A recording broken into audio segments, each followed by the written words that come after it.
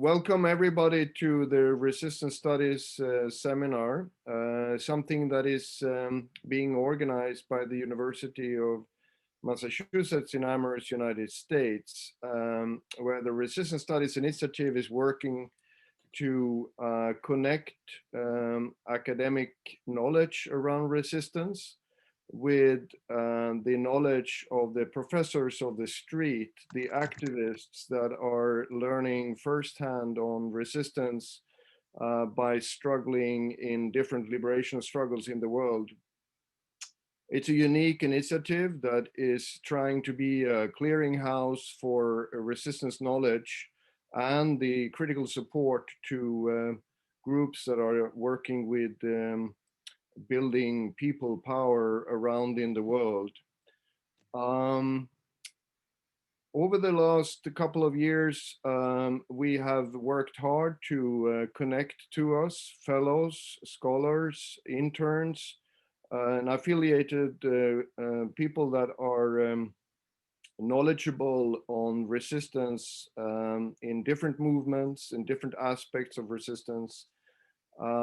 And today we're very honored to have Craig Brown, that is going to talk to us about fear and resistance in Belarus and in Tunisia.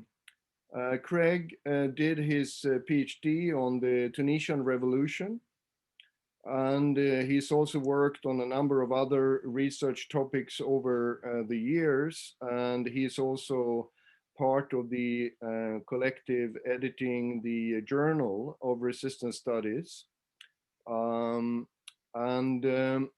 It happens to be that Craig and I, we have time to time over the years, we are spending time in Sweden in an activist scholar community together. So we know each other from that as well. But more recently, Craig has become an affiliated scholar with the Department of Sociology at University of Massachusetts, Amherst, and the Resistance Studies Initiative. So we're very happy to have Craig with us today to share his knowledge and comparison of the ongoing resistance in Belarus and also what's been happening in Tunisia over the years. So we are therefore happy to have Craig to talk to us about that. I also want to say and highlight before I'm giving over the word to Craig to start off the seminar. We have a number of other seminars coming up during the spring.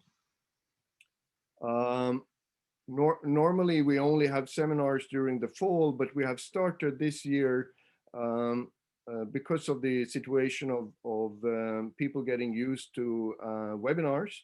We're having webinars also during the spring. So all the year round, we are now having resistance study seminars. And if you check our website, and I sent out the link in the chat, you will see the other talks coming up in the coming months. So we have a number of those coming up later on. So please register for them, spread the information to others, and also contact us if you know people that should come here and be part of the resistance studies community, do their presentations. So we are eager to connect with more people. And then also I want to say that we will take questions, of course. After Craig has been talking, we will have a Q&A together. So there is a possibility to put in your questions in the Q&A. And you can also raise your hand, and we will give the space for people to voice their questions. So with that, Craig, Dr. Craig Brown, I'm happy to have you here, and I'm giving the word to you. And The floor is yours. Thank you very much, Stellan, and thank you for the introduction. And thank you to Debbie as well for all the organisation she's put into the talk. I appreciate it a lot, and thank you all for joining me here today. So I'll just share my screen with you for the PowerPoint, if you bear with me. And I hope that's all coming into view for you. So, right. So fear and resistance in Belarus and Tunisia. So my key point today is that fear is a crucial dynamic for understanding resistance, but understanding resistance is crucial for comprehending how fear operates. So I will try and explain what I mean by this by covering various issues, and this is what I'm going to be speaking about today. So first, I'll give a broad introduction to my research project on fear in relation to resistance in Tunisia and Belarus, and why I have pursued this project. So I'll provide a brief introduction to the literature and media understanding of the dynamics of fear, especially during resistance against authoritarian regimes. And then I'll introduce the two case studies, starting with Tunisia. I'll explain some country and sort of the brief recent historical context to Tunisia before the 2011 revolution. And then I will present some of the findings relating to fear, drawing on some of the interviews that I did with participants in the resistance.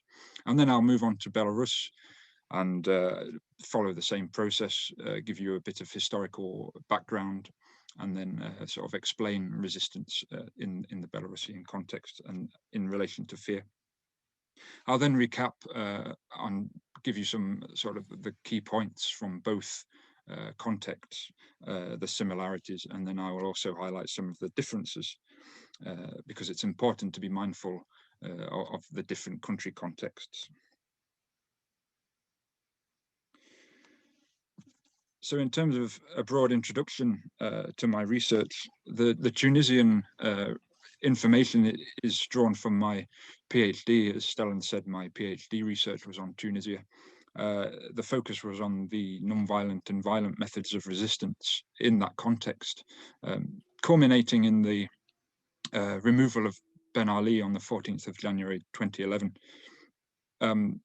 And the issue of fear in that context was it's sort of it wasn't sort of my main issue that I was looking at in my research, but it became a very interesting concept, and it relates to many different things, which unfortunately I won't be able to go into today really, but you know, in relation to violence and non-violence and so forth.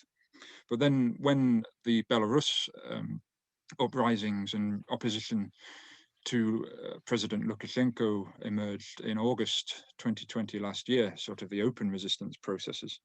A lot of the preliminary reports in the media and the interviews with prominent activists and participants. Also, this issue of sort of an end of fear and the removal of fear was quite commonly referred to. So I thought there were sort of remarkable similarities to the Tunisian case in that regard. So I decided to carry out some interviews with Belarusians to see what had been sort of going on from their perspective. So my Belarus research is very much a work in progress.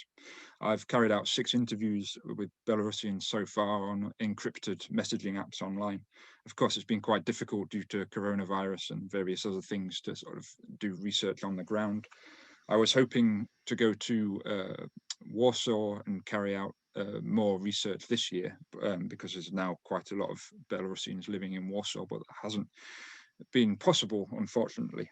So yeah, it's a work in progress. I would say the interviews were very open-ended. So I asked questions such as, quote, what has the effect of the security forces' response to the demonstrators been on the protesters and people? So this was so I could build up a bigger and diverse picture of the events on the ground, rather than just sort of maybe perhaps unduly influencing my interviewees. And I would emphasize that before I start, all of the names I refer to are pseudonyms, so these aren't real people's names. So as I mentioned, my sort of key point in this talk is that fear is a crucial dynamic for understanding resistance, but understanding resistance is crucial for comprehending how fear operates. So let me try and summarize what I mean by this. So firstly, fear, like many other emotions, influences whether a person or groups feel that they can engage in resistance in a country. And when people decide to resist openly, a big part of trying to understand why has related to fear in the literature and in the media again, when they try and analyze the events. So I'll just present some quotes as an example for this. And these are very specific quotes. There are many, but these are just sort of illustrative. So on the 14th of January 2021, which was the 10-year anniversary of the Tunisian Revolution, Samir Fitori said that the 14th of January 2011 revolution, quote, was the day that, for me, the fear barrier for ordinary people in Tunisia was painfully broken, and a glimpse of hope began to glow across an entire region. And similarly, Hasib mentioned Tunisia's significance in relation to the broader Arab Spring process, what's become known as the Arab Spring. He emphasized Tunisia's significance in that it was the so-called first country to break the barrier of fear. And then in Belarus, in August 2020, Tatiana Melnichuk had a BBC article that was entitled, Belarus elections shocked by violence, people lose their fear, unquote. And Katia Soldak's article in Forbes was titled, quote, Belarus protests in largest numbers yet. There is no more fear, unquote. So I've been asking myself, why is fear often focused on, especially in relation to resistance against authoritarian regimes? So clearly something is happening with people and their emotions, how scared they feel and what they feel capable of doing against many regimes, not just authoritarian regimes, but all sorts of political action. And Wendy Perlman, who's done quite a lot of research in the West Asia, North Africa region and on the 2011 revolutions as well, she significantly suggested that there are both dispiriting emotions such as fear, sadness, and shame that lead to risk aversion and a low sense of control, as well as emboldening emotions such as anger, joy, and pride, leading to, quote, a prioritization of dignity and increased willingness to engage in resistance even when it jeopardizes security, quote. And this leads to a question, according to Perlman, not about, quote, the conditions under which fear disappears, but under which people press on despite fear, unquote. And I think this is really important because why does fear have to fall or to be removed in these processes? Essentially, why does it have to disappear, and why is it portrayed as disappearing? And I think this is related to how we understand resistance itself. So these regimes have been in place for decades without any resistance apparently being visible. So again, in the recent analyses of these events, it's often understood that there must have been some sort of sudden change in the population. Some barrier of fear must have fallen to allow them to resist openly. And I think this is connected to other ideas that you see, like, for example, spontaneity in resistance events, and sort of having these trigger events which suddenly lead to resistance. And this has grains of truth in this. There's some truth there, but it's clearly a lot more complicated, sort of what's going on. And I think resistance studies and looking at resistance processes shows us that people actually press on despite fear rather than fear disappearing. And sort of elaborating on Perlman's statement, resistance studies shows us that people resist under all kinds of conditions. And so maybe it's not the conditions we need to understand necessarily, but it's the types of resistance that emerge in certain conditions. And we can talk about everyday resistance, open resistance to regimes, and constructive resistance as well. And all this may be going on for many decades, as it was in Tunisia and Belarus. So on this basis, we can understand that fear doesn't actually sort of suddenly fall. And opposition to regimes has often been occurring for practically as long as the regimes have existed. So now I'll move on to the case studies properly.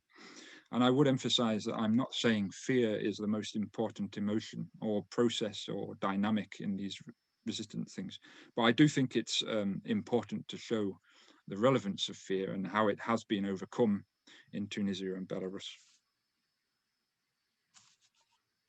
So I'll consider Tunisia first, and I'll give you a bit of brief historical context to the events. So Tunisia gained its independence from France in 1956. And Habib Bourguiba, who was one of quite the prominent leaders to the resistance in Tunisia, he briefly became prime minister, and then he became president in 1957, until 1987, when he was deposed in a medical coup by Ben Ali, a so-called medical coup. He was declared unfit to rule. And then Ben Ali has had ruled from 1987 until 2011. As I said, when he was sort of deposed, he left on the 14th of January 2011.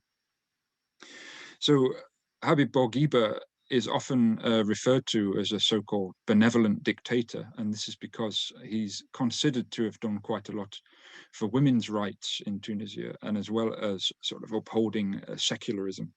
And this is a very simplistic notion, actually, of his rule.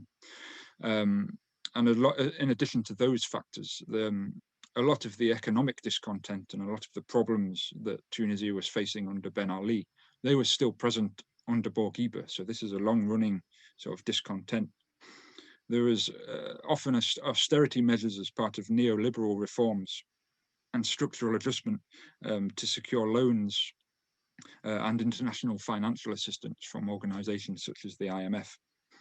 And this led to significant periods of unrest under Bourguiba. So there were the 1984 bread riots, for example, when the bread subsidies were removed. So as I said, this trend of reform and resistance was present under Bourguiba, and it also continued under Ben Ali. And this included regular strikes, a lot of sort of economic discontent, and a lot of economic mobilization. And at least under Ben Ali, at least since the early 2000s, there was a lot of cooperation among different opponent groups.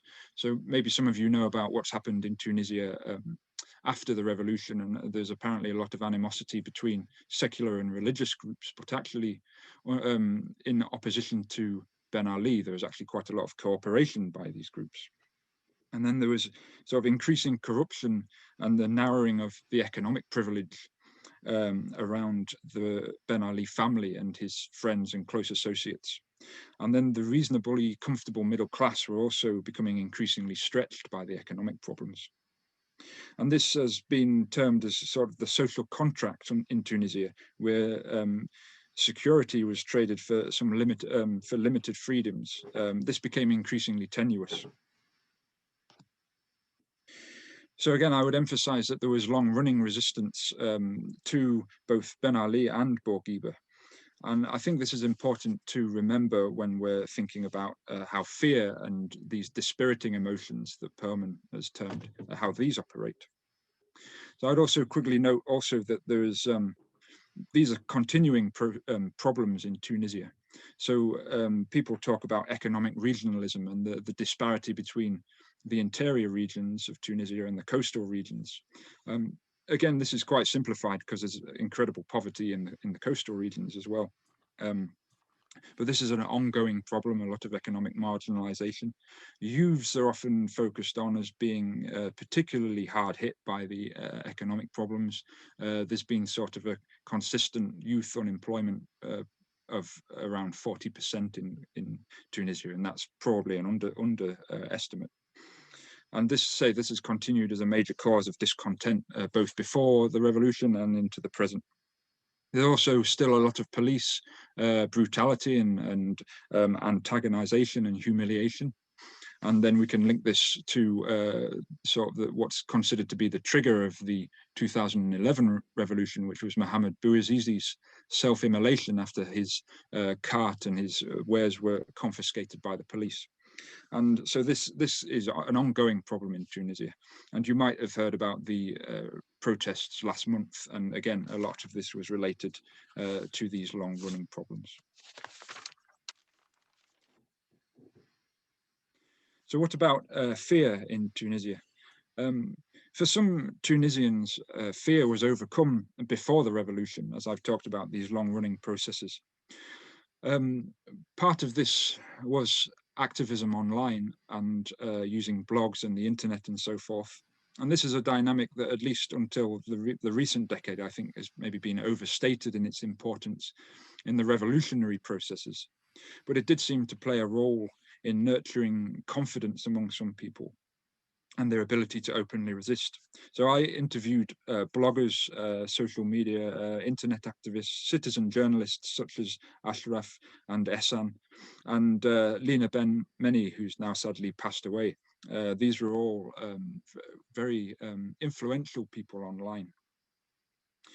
So online gives you an ability to perhaps hide your identity, and at least sort of 10 years ago it was quite easy to maybe say avoid the regime and monitoring, and you could speak more openly. But my participants also emphasized that the importance of moving offline activity into the moving the online activity into the offline sphere. And part of this was about very creative acts, again, to maybe get around people's fear and embolden people. So one example of this was the 909 Amr movement, which started online in 2009 against censorship. And then in May 2010, they decided to have an offline protest in the streets across Tunisia called the Tunisian Blanc protests. And this was quite a clever and amusing show of confidence. And it made a mockery of the police, because the idea was that everyone who wanted to participate would come to the streets and the towns and cities in Tunisia wearing white T-shirts. And that was it. That was the resistance act. And of course, the security forces didn't know who to arrest. People were just going about their daily business wearing white shirts, sitting in coffee and cafes, sorry. So yeah, this was quite a clever way of moving things into the offline sphere. And Ashraf, who was one of the bloggers, I think significantly explained to me that at this point in 2010, he decided to openly challenge the regime because, quote, "I mostly lost faith in my country. You know, this is falling apart. I can't take this anymore. It's over." It was a really, really strong feeling of hating against the regime. I had no fear because for me it was over, you know, I can't support it anymore, unquote. So I don't have much time to sort of cover more of the pre-2010 resistance, but do ask me in the questions if you have anything else you'd like to know. But I would briefly say that also there is interesting everyday resistance dynamics. So things that were hidden or tried to be hidden from the regime. People would share jokes, for example, and people did this still in a lot of fear, but it was a way of subverting the regime. Football, or what you maybe call soccer in the US, was also a sphere where there were many football fan groups, and they used to go and fight the police on a regular basis. And also the universities were a very significant place of resistance because the security forces had quite a lot of trouble operating there. And of course, there is a difference between these groups and these activists, these more experienced people, and the regular citizens when they come out and decide to resist. But I do think that all these processes can lay a groundwork of resistance. So as I mentioned, Mohamed Bouazizi self-immolated on the 17th of December 2010, and this is considered to be a trigger of the events. And reflecting some of the common discussion of fear in the media and in the literature in relation to resistance in Tunisia, Bassem recalled with delight to me that in the days before Ben Ali departed, quote, "there was no more fear. It was like magic. I mean, just the last 3 days, the 12th to 14th of January, was like magic," unquote. And this really encapsulates the perceived understanding of the disappearance of fear. But then he later provided quite a tangible reason for why this fear disappeared. And this was to do with people being killed. And he said, quote, "we felt the barrier of fear was completely I mean, it had vanished and we were no longer afraid.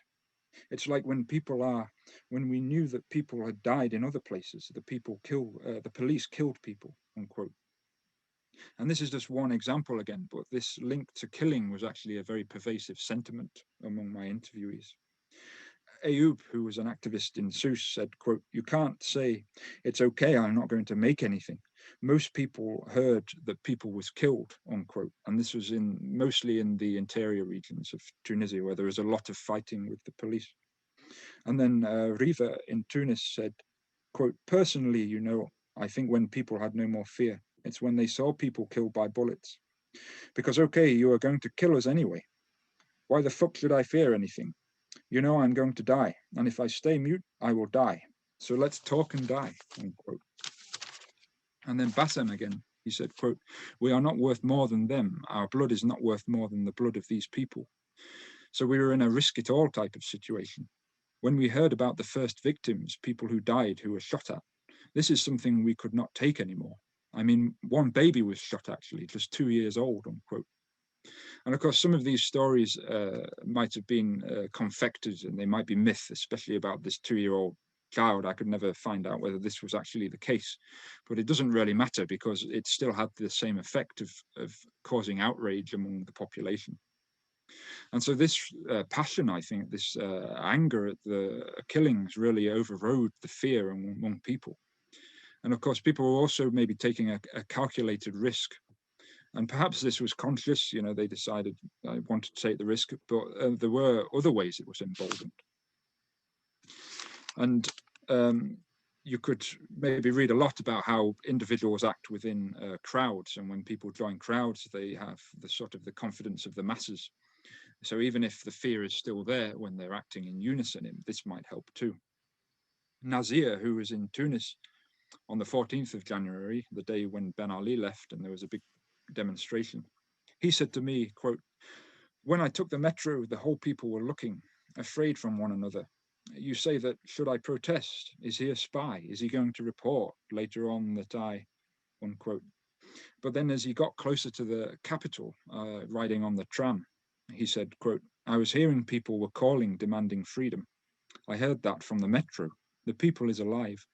So all the people on the metro started to change, which, unquote, and that's to say they became emboldened. And then Ehsan told his wife that he might not come back from the protest, and he suggested to me, quote, "The difference between fear and courage, especially, is that everybody could be afraid, but the difference between fear and courage is that even if you are afraid, you do it." And Ehsan also had an interesting point regarding the overcoming of fear, because he actually said, quote, "Lots of people did not participate in the revolution." And he thought perhaps just 1% of the population was actually involved. And he said, quote, "In a city like this, which was Sousse, there are 500,000 people, and there are only hardly 5,000 or 6,000 people who went on the demonstrations. It's the same thing in Tunis," unquote. So although this is the case, I think we can also point to support from within the community, which might not have been so open and so obvious. For example, some of the interviewees who were students at the time, who were engaged in activism on campus, they actually explained to me that there were people within the population and communities around the university who are actually providing them with shelter or food, etc. So although they didn't want to oppose openly, perhaps, they were still lending their support in the way they could. So on the 9th of January 2011, there was a massacre in Gasrin and in Regeb, and these are in the interior of the country, where, as I said, there were significant violent clashes with the police and the security forces.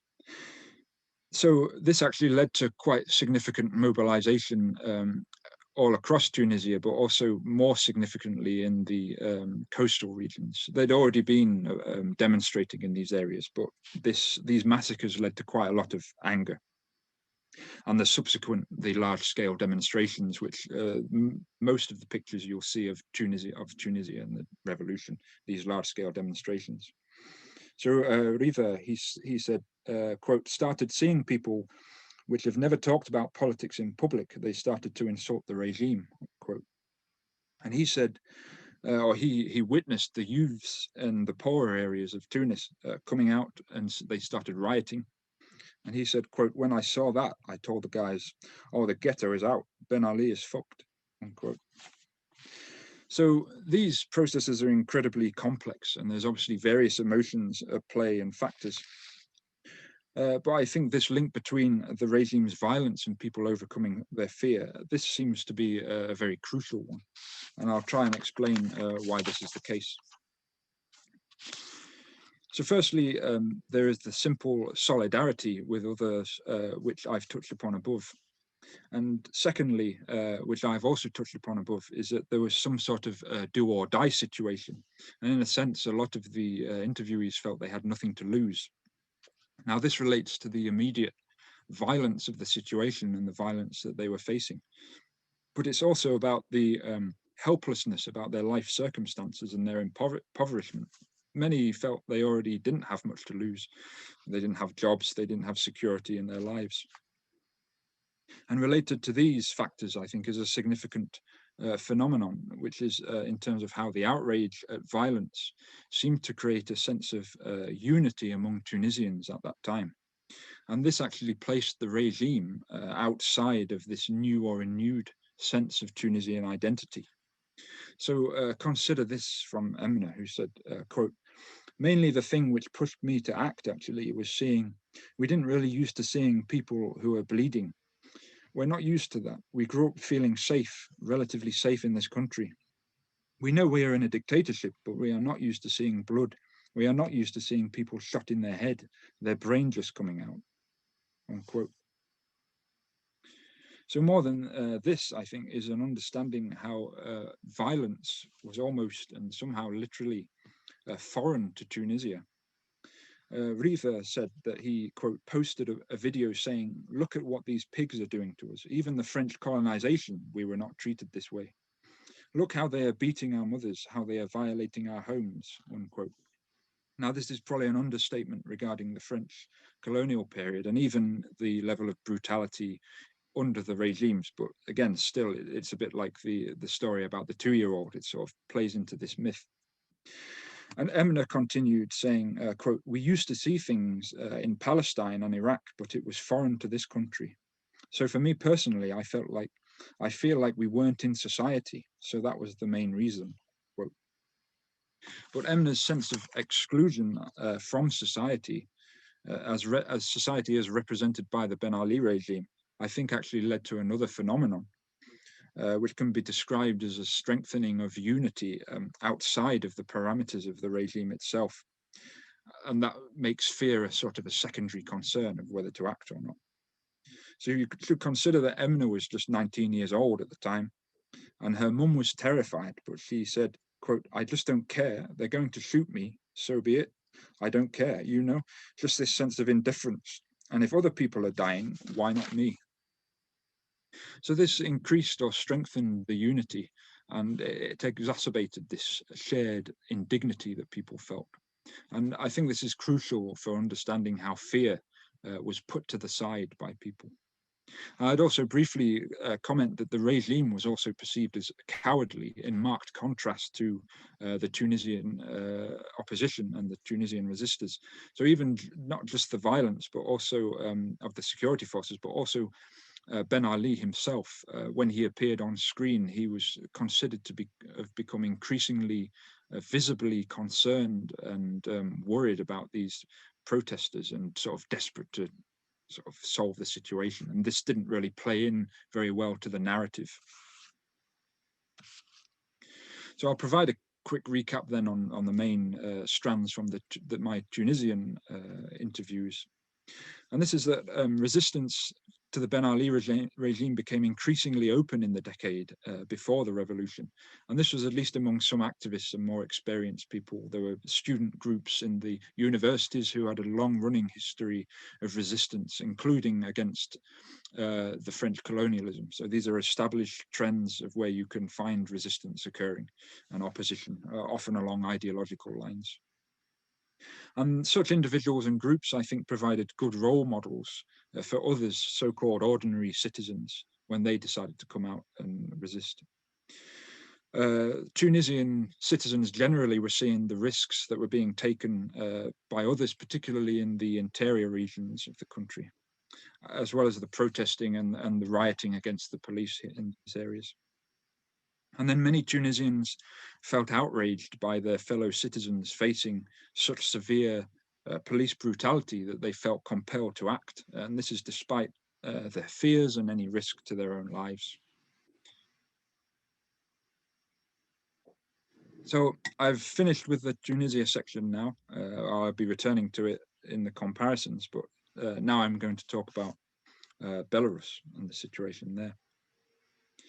So in terms of Belarus, the background and the causes, Belarus seceded from the Soviet Union in 1991.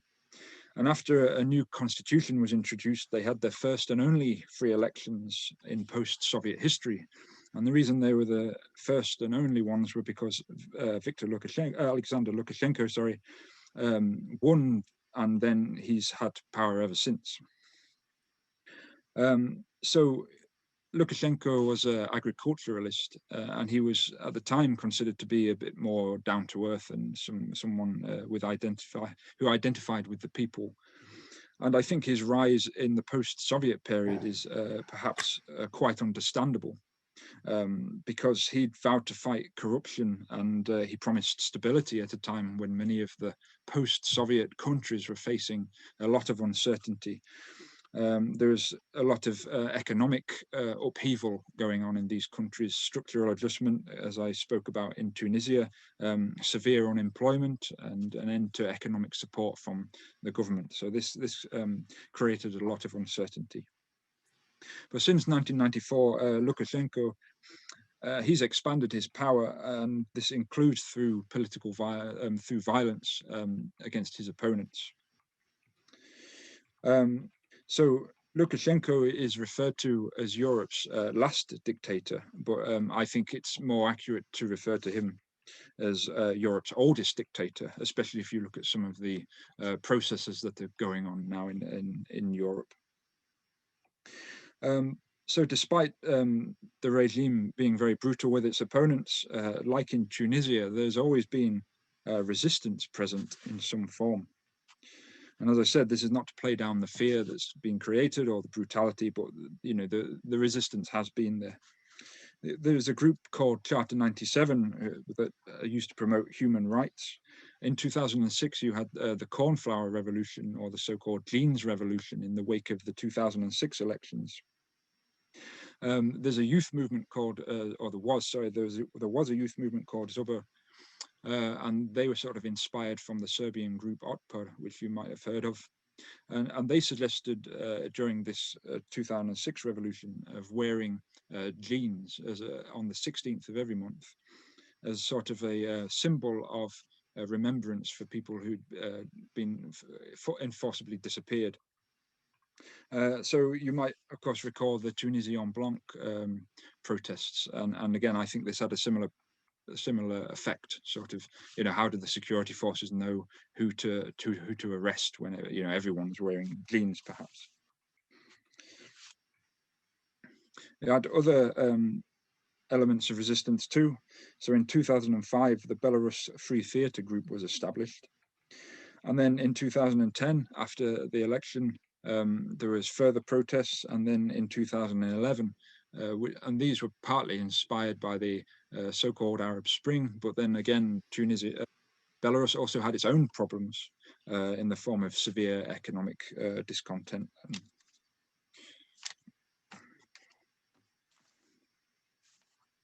So, as in Tunisia, I think it's important in the Belarus context to look at the open and hidden resistance that occurred. And this hidden and everyday resistance might bubble away under the surface and produce a fabric of sort of persistent resistance. And again, as I've said, I think this all can help to undermine fear over a longer period of time. Yeah, come in.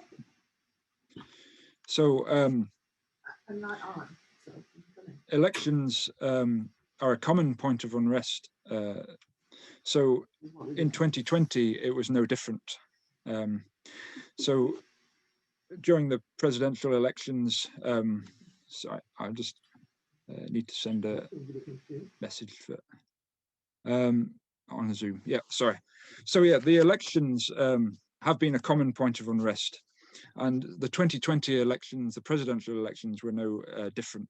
So Lukashenko, actually, the regime barred and arrested candidates from standing.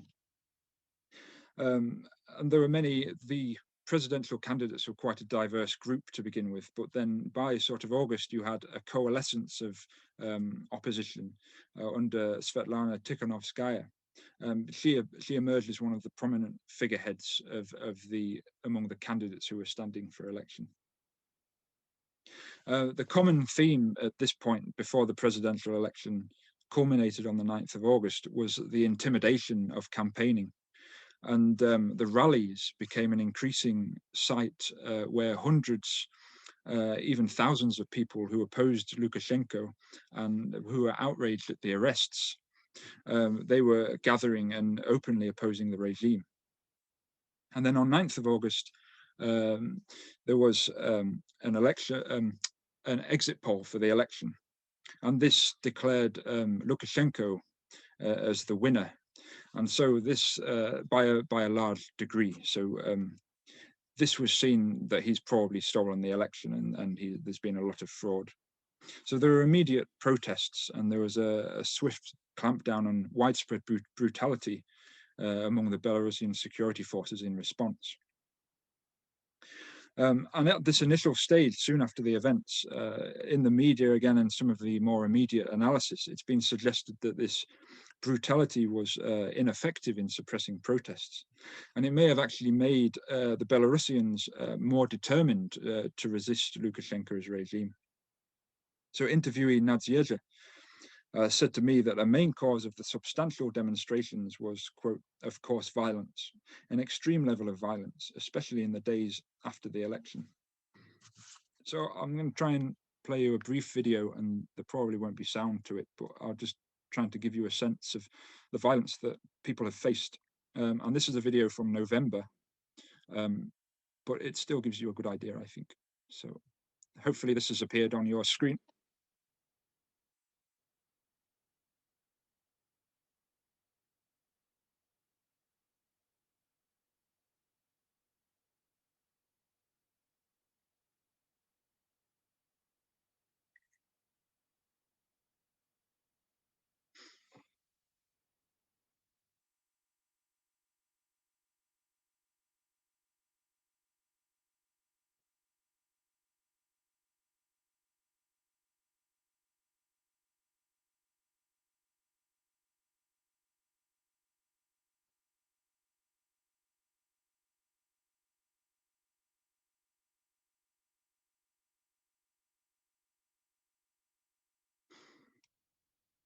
So that's just a brief example of you know, some of the brutality that people have been facing. There are actually a lot more sort of brutal videos from earlier in the events, but you know, wasn't sure whether to show those. So I'll just try and get the PowerPoint back.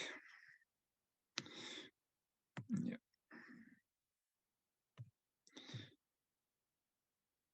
Bear with me, sorry.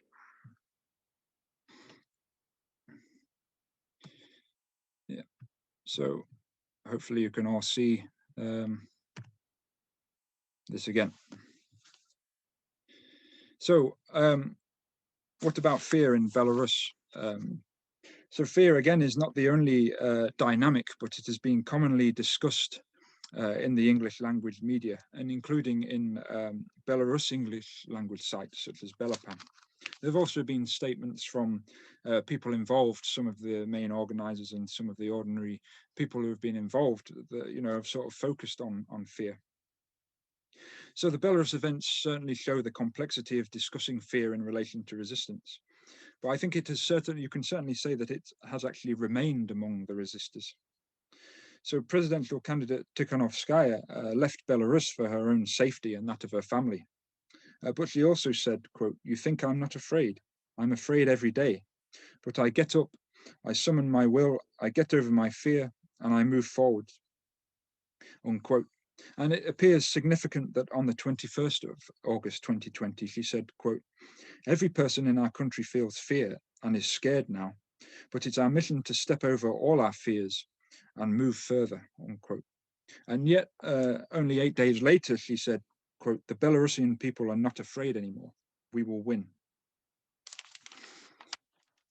So this probably indicates the significant symbolism of the latter statement. You know, saying that you're no longer afraid is actually a powerful statement of intent to continue resisting, even if it is not strictly accurate or strictly reflects people's emotions. So it's probably understandable that the media talk about fear a lot and the loss of fear, because these statements are rife among the people who are involved. But of course, I'm trying to understand how fear works. And it is interesting that some of the same dynamics in Belarus seem to be at play as they were in Tunisia. So let's take a closer look at that. So again, I think we can say that the violence of the security forces backfired. Tikhanovskaya was reported by Belapan news agency as saying that, quote, "The violent crackdown on the people has not deterred our people and only strengthened the resolve of the nation," quote. And then another protester quoted by the BBC stated clearly that, quote, "They're trying to terrify people, but the reverse is happening. No one will forget what went on. There's no way back. The people will not forgive this," unquote. And I think this evokes the Tunisia situation in terms of this do or die sense that, you know, the risk from continuing the protests was actually no greater than ending them. Part of this might be the regime's brutality again, and the violence and the fear of arrest and perhaps even, you know, your life being lost. But there's also other factors, and one of the main factors in Belarus has apparently been the economic pressure that the regime has exerted on people. In terms of the loss of jobs and perhaps threats to the family members as well. And I think we might say that the positive emotions that Perlman mentioned might also reinforce this lack of this overcoming of fear, because people, of course, have had a taste of their freedom and what Belarus might be like.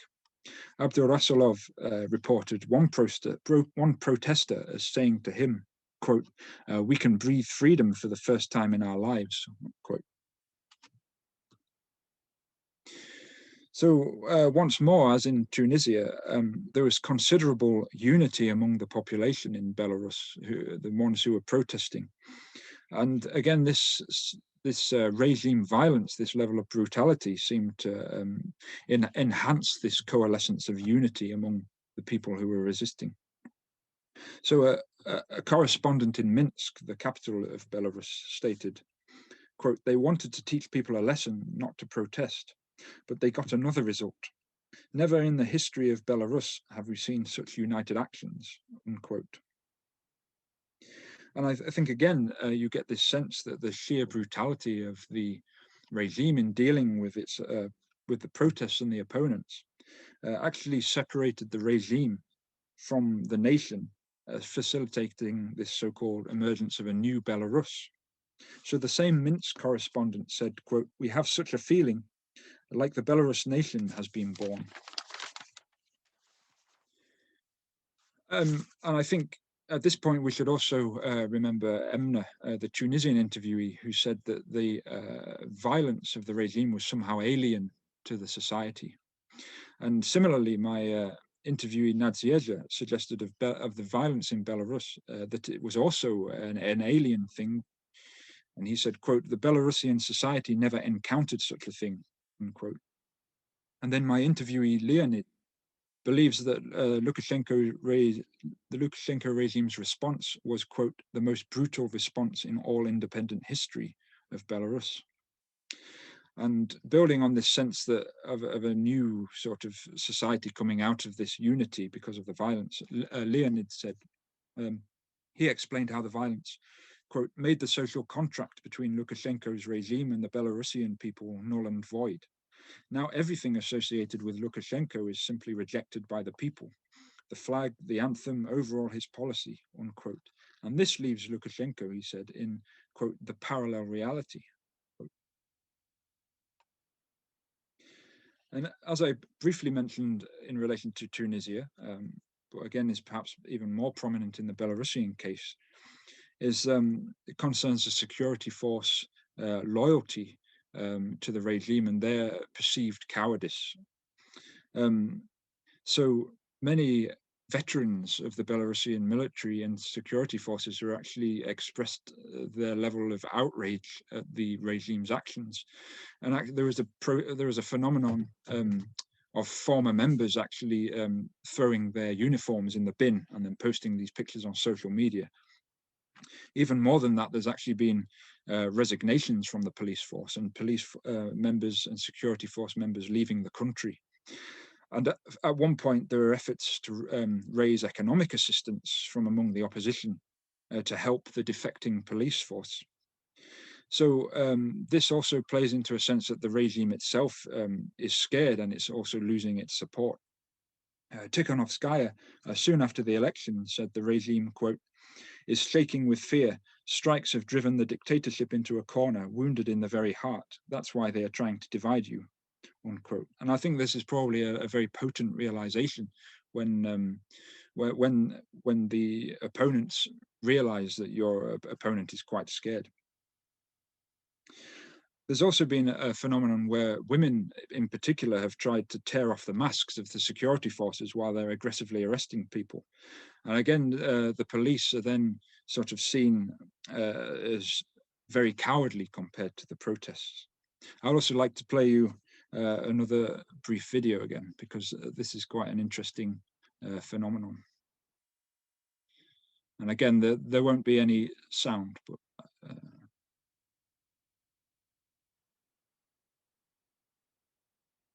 so.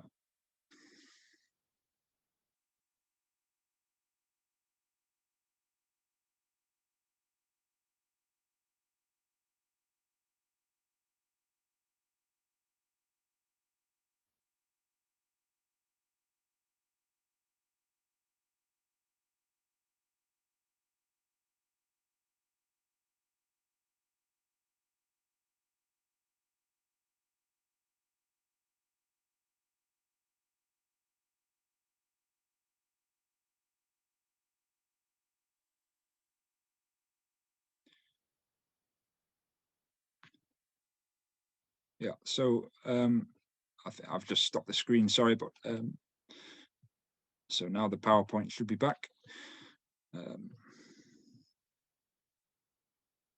Just bear with me, please, while I get to the right point again. So.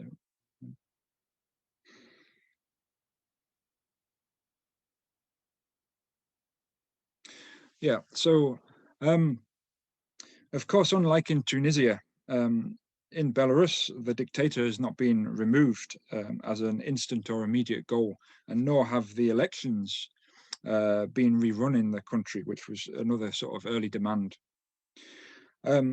So essentially, Lukashenko has held on to power. So maybe we should ask whether the creation of fear in this context has been more effective. So one activist in Minsk told me, quote, "They are afraid of their lives, of the lives of their families. People are really afraid. To tell you the truth, I am also a little bit afraid. I'm really afraid that one day somebody will come to also take me to jail," unquote. And then Jan, another one of my interviewees, also told me that because of the security forces' brutality, quote, "the main problem is that a lot of the people who support the opposition, they are trying to get out of the country because they are afraid of their lives, of the lives of their families." And it is the case that most of the Opposition Coordination Council has now left Belarus. And this includes, for example, Sergei Dilevsky, who came to some prominence in the outside Belarus from organizing the strike at the Minsk tractor works. And he said himself he'd overcome fear. And of course, we can't really judge these individuals at all for leaving Belarus. I mean, many of them have left to protect their families, and they've faced severe, sort of not just physical, but also sort of economic pressure. So all I'm saying is that this really emphasizes the extent of those pressures, and perhaps they can become too excessive for some who are already in a very perilous position in their lives, even before these uprisings happen. And Dilevsky himself actually acknowledged this problem when organizing his strike at the Minsk tractor factory, sort of how few people he could actually encourage to get involved. So I'll now start moving to sort of concluding the presentation, and I'll start by presenting some key similarities. So, the key similarities between the two case studies. So in Belarus and Tunisia, it's clear, I think, that fear did not actually disappear. And it might have diminished for some people. And I'm not really wanting to make any bold claims about this because, again, it's quite complex. But there is clearly a good deal of fear among Tunisians and Belarusians engaged in resistance against their regimes. So I don't think we can say there was this huge collapse of fear like has been presented. So some participants said their fear had gone, and we can't really dismiss this outright as a statement. After all, these are the people participating. But I don't think we should take this at face value either. And we can think of Perlman's quote again when she said about these more positive and negative emotions coming into play during periods of open resistance to regimes. And a significant part of this that I've found from both the Tunisian and Belarusian cases seems to be this outrage at the regime's brutality and the violence. This helped to solidify unity and solidarity among the people while they were confronting the regime. And another point is that I don't think fear really broke over the short-term period either. Fear accretes over a long period, over decades, in some of these long-standing authoritarian regimes. But at the same time, there's been a long-term opposition and legacy of opposition activities. And I think this really can help to reduce anxiety and fear. But again, saying that fear has suddenly disappeared does not really help our understanding of the resistance practices and how these hidden practices of resistance, everyday resistance, and perhaps even these alternative structures that are outside of the control of the regime, they can emerge too. And this sort of can undermine this all-pervasive character of the regime, at least from the outside looking in.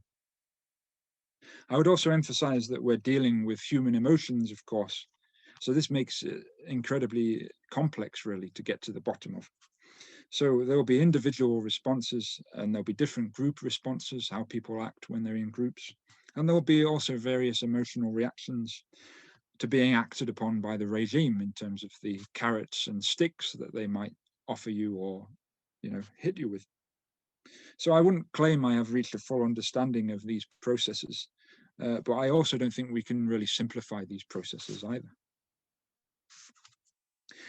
Now, there's also some differences between the cases. Again, as I said, we should be mindful of the context-specific character of what's going on.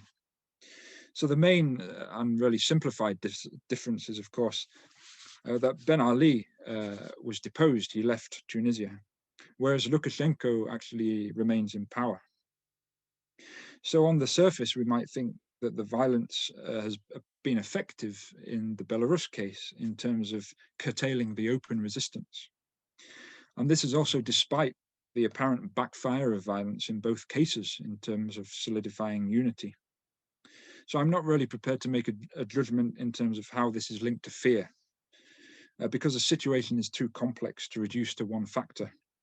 And I think if it was so straightforward, for example, that fear was the main characteristic and main factor, then the similarities in the cases in terms of overcoming fear And then the outrage at violence would have, of course, culminated in the end result being the same in terms of both Ben Ali and Lukashenko leaving, perhaps.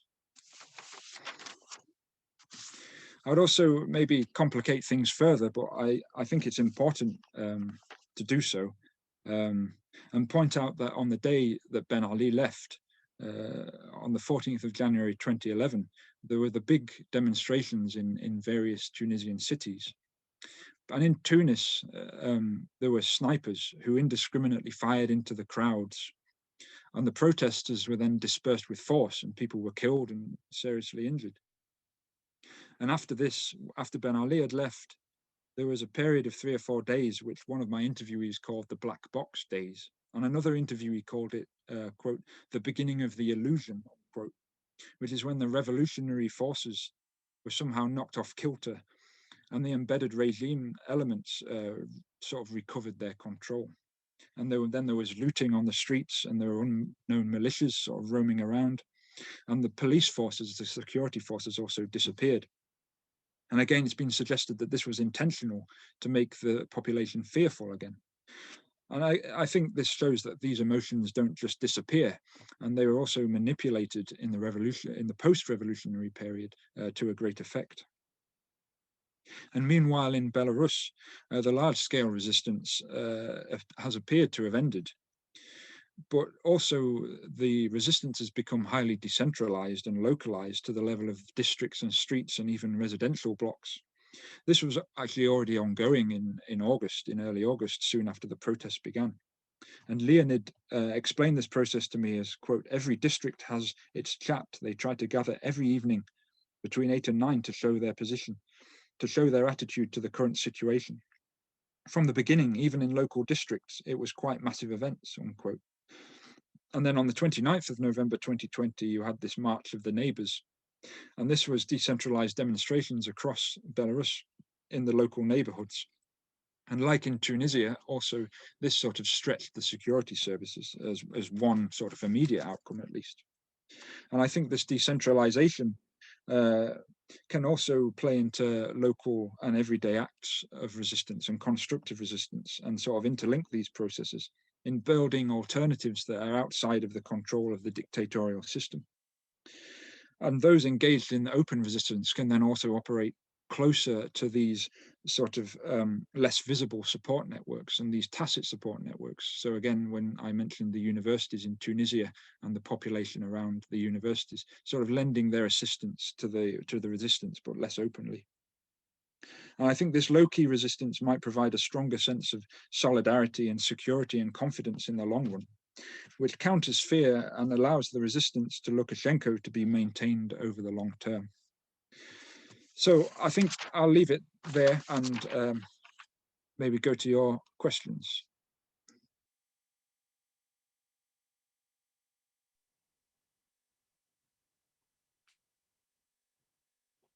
Thank you so very much for that, Craig. Fascinating. Now, I want to point out that, to my knowledge, there are very little done that is looking more systematically on fear and its role within resistance. And this is so important. And I'm also looking forward now to the discussion. So there are a number of questions that have already come in, and I'm sure there will be more as we continue here. So I would like to begin with a question here from Smitty, which is saying, thank you for your careful research and presentation. Much of what you have described in rich detail seems to reflect people's discovery of liberation from fear when events like repression stroke outrage and solidarity. Is there evidence of proactive strategies and practices, perhaps training, to overcome fear? If so, what do some of those look like? Yeah, that's a very interesting question. I'm not aware of any proactive measures. I mean, Stellan, you might also be able to come in on this in terms of your closeness to training practices over the years. But I can't see any evidence of these real dedicated measures to try and embolden people. I think in the same way, this is I think among activists there's probably the discussion of these issues, and of course probably embedded within certain tactics and methods themselves, you sort of have a solidarity among people, and it's about joint actions.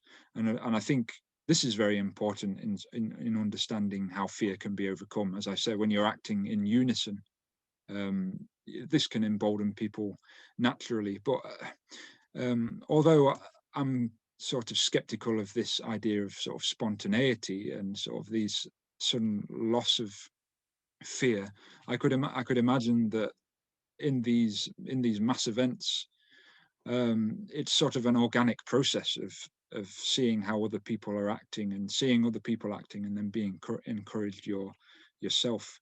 And yeah, maybe Stellan, do you have any sort of awareness of any like dedicated strategies? Or I mean, I personally don't, but maybe, yeah. Well, not much, a little bit. But first, I want to say that I kind of agree with you. When I was interviewing people in South Africa in 1994, after the fall of the apartheid regime, I was fascinated with the question around how they were overcoming their fears, because they were meeting a fascist, brutal regime, right? But what people were saying to me again and again was that they were growing up with the resistance. As kids, they were taking part in smaller things, and with time, they were. It was just a part of their life to face these kind of risks. But I did also interview people in Turkey that did trainings of some sort. I never understood really how they were doing the trainings, but the trainings were to prepare people that were risking torture in prison. And to me, it was astonishing, even to kind of be prepared to face that kind of risk and the fear that would amount to. But I guess, as far as I understood, they were sharing stories about how they themselves that had experienced violent treatment in prison and even torture, how they were dealing with it. And by sharing their stories, it was kind of a mental preparation for others. That's as far as I could go with in terms of training. Okay, let's jump to next question if you don't want to add anything there, Craig. No, but thank you for your question as well. That's a good question. Yeah. We have a question here from, sorry for my pronunciations, but Fischieto, saying like this: thank you for sharing your work with us. Have you found that people who occupy vulnerable social positions, for example, migrants, LGBTQ plus people, in these contexts have a particular relationship to fear? No, that's well. Thank you for the question. It's a good issue that I've not actually focused on specifically, but knowing sort of not so much in the revolutionary period in Tunisia, for example, but certainly what's been going on in Tunisia in the post-revolution. You've had an emergence of a lot more activism around LGBTQ issues and these sort of groups. I know that in Tunisia, this is a very bold move because of some of the cultural norms and the nature of the society. So I can't give you any sort of definite concrete examples, but I do know, because of the society and what I know from looking at these issues, I would imagine the fear is a lot more tangible during LGBTQ protests and sort of actions and fighting for increased rights. You do hear of sort of issues where the police are particularly brutal against these groups. So again, say personally, I haven't talked to anyone in these groups, but there's a lot of evidence to suggest that I think you would have to be a lot bolder to sort of resist on these issues. And in terms of sort of these groups' involvement in broader sort of revolutionary periods of unrest, again, I would imagine what they're putting on the line will be enhanced, because often security forces are quite brutal with these groups. I hope that helps and is useful. And again, maybe if you want to come back on anything. Maybe I could just add very briefly that comparing when I've been interviewing people that are coming from, so to speak, white, safe, privileged positions, and people that are coming from more vulnerable positions, I've seen that the level of fear is bigger among those with more privileged positions, because they have more to lose. That's kind of what I've seen in other contexts, but maybe that's a very general statement, but that's kind of what I've seen. We have a question here from Kasprasak about Tunisia. In Tunisia, were those practicing resistance considered the majority of the population, or was there infighting among even the average citizens that made resistance mobilization even more difficult than it already was? What was the extent of that demonstrated unity? Again, thank you for the question, and it's not perhaps a straightforward answer, but I was, again, talking to people who had been involved in protests and demonstrations and struggles. They often said that they faced a lot of animosity from ordinary people, actually, among the population when they were on their demonstrations. There was, one activist, and quite a seasoned activist, he was a sort of a Marxist activist at the university in Sousse, told me that they were having sort of rubbish thrown at them from balconies, and there was quite a lot of resistance itself to the protests going on. And again, if you recall in the presentation, Ehsan thought that there was maybe only 1% of the population actually involved. And on the other hand, of course, there were activists who were saying that the population around them was actually quite open to the resistance, and they were helping them at the universities, providing them with food and sort of giving them shelter when the security forces came. One of the discussions in the literature, actually, at the moment, there's quite a big discussion around percentages of populations that you need to be involved in resistance campaigns to sort of, for them to be successful, for example. And personally, I'm quite skeptical of this quantification. I mean, I think it would be quite difficult to put numbers on it in terms of who supported and who didn't. I think a further complexity would be after the Tunisian Revolution, for example. Many people who supported the regime and there was a case where you'd often have to join the RCD, the ruling party, to sort of get privileges. A lot of these people then wanted to end their association completely, and perhaps if you asked these people who had been supporters of Ben Ali after the revolution, they would say, oh, we were definitely on the streets, we were protesting all the time. So again, I can't really give you a full picture of that, but it seemed to me, again, it probably depended on the areas of the city people were going through and so what population groups. But there is clearly a very sort of sustained opposition among particular groups, say the youth groups, for example, because there was such incredible discontent. And again, it's the youth element has sort of been played on in the protests back in January as well. Sort of there's a substantial youth element. But again, yeah, I'm reluctant to sort of generalize on these things because it's so sort of complicated, the dynamics. So I hope that's helpful. Maybe just complicated the picture, perhaps. But, yeah, that's our job as academics, right? To complicate the picture. Things are complicated. So I take two questions here because one is more a technical one from Boyadjev. In what language were these interviews conducted in both countries? And the second question is from Shaniti.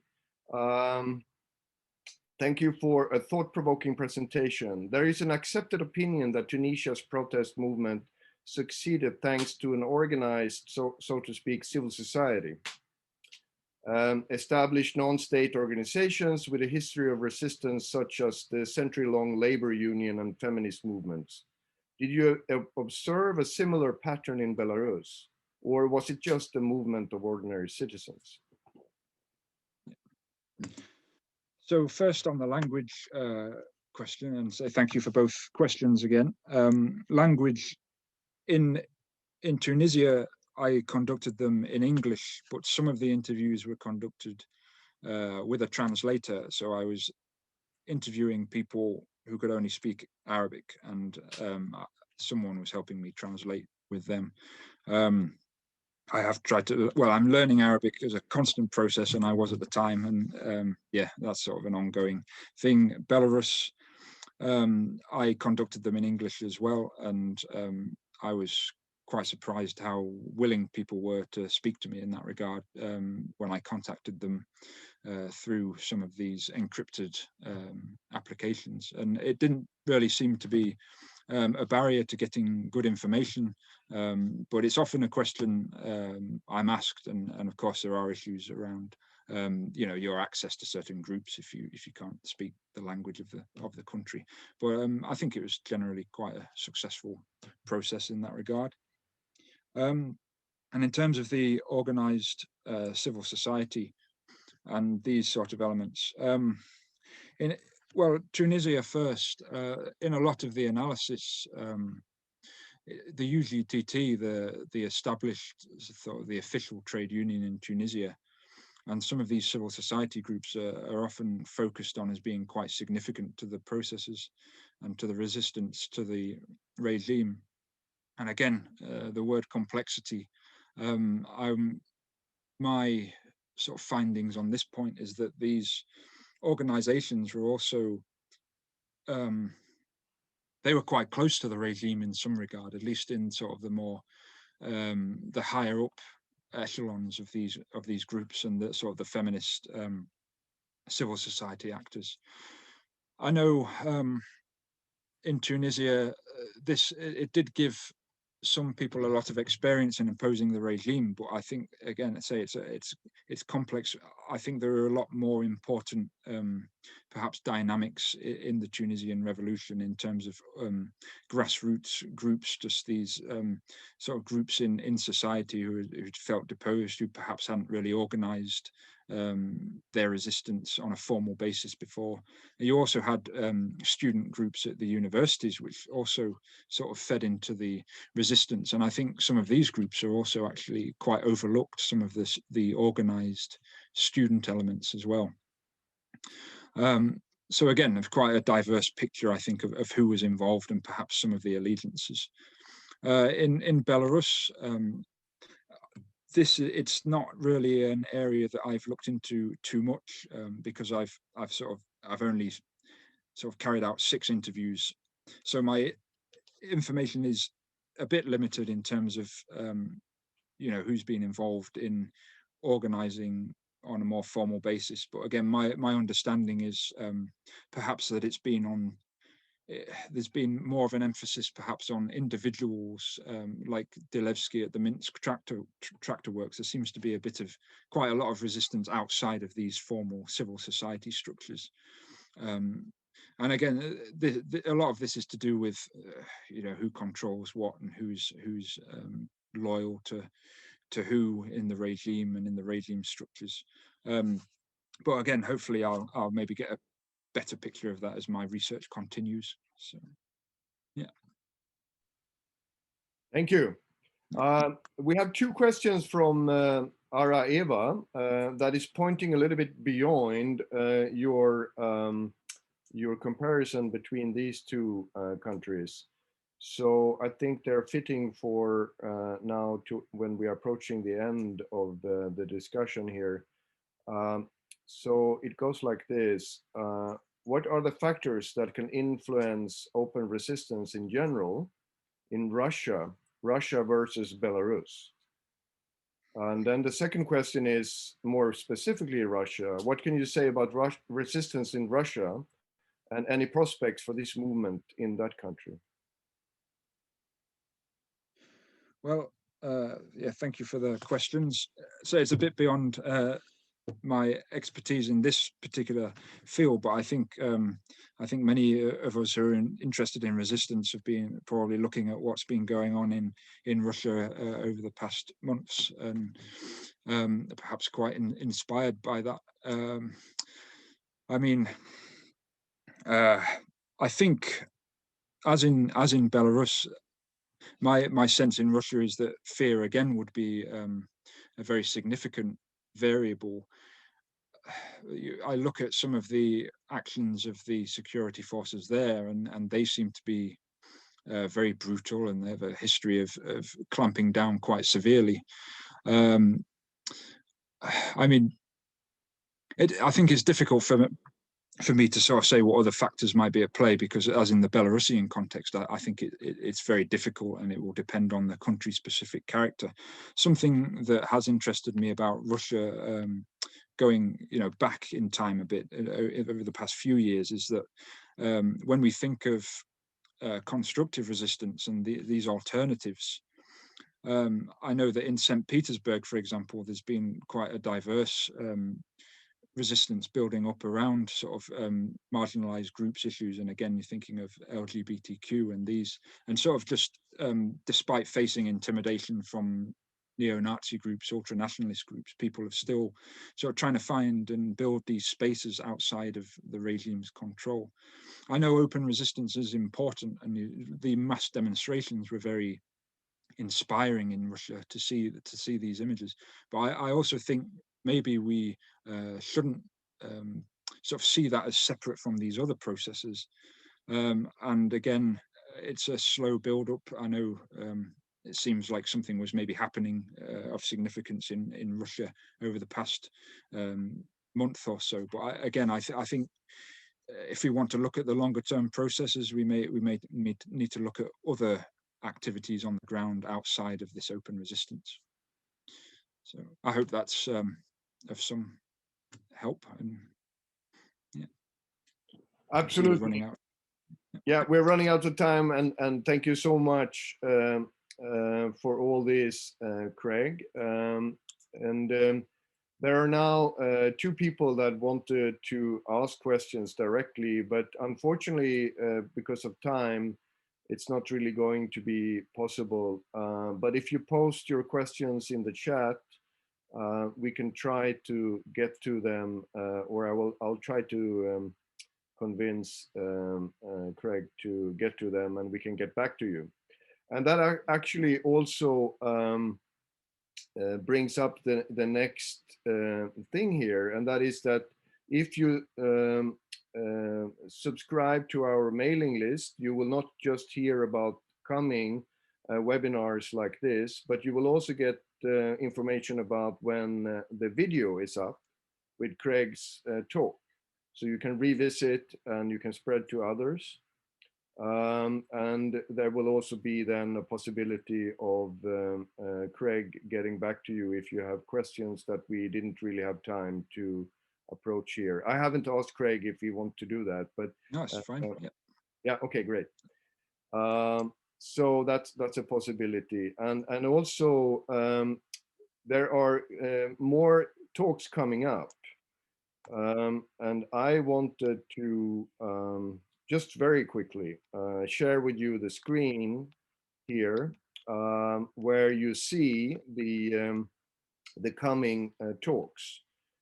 Here you see the talk by Craig that will happen today, but after that is coming amazing talks also, which is about the revolutionary nonviolence of Barbara Deming, as well as lifestyle as nonviolent resistance, the case of marginalized Palestinian communities. And it's coming up is also international debt resistance, as well as indigenous peoples protecting wild salmon in Alaska, so their food systems as being part of a resistance practice. So amazing talks are coming up, and please register and share it to other people about what is happening here. Right, so with that, I want to thank everybody that was here. I want to thank people that post questions. And most of all, I want to thank Dr. Greg Brown for this presentation and the ongoing research on fear and resistance, which is so necessary to do. So thank you so much all for coming. Yeah, thank you for coming. All right. See you then in next seminar, all of you. And if you post your questions here, Craig has now said he will revisit them. We will do our best to get back to you. All right. Thank you. Okay. All right. Bye-bye.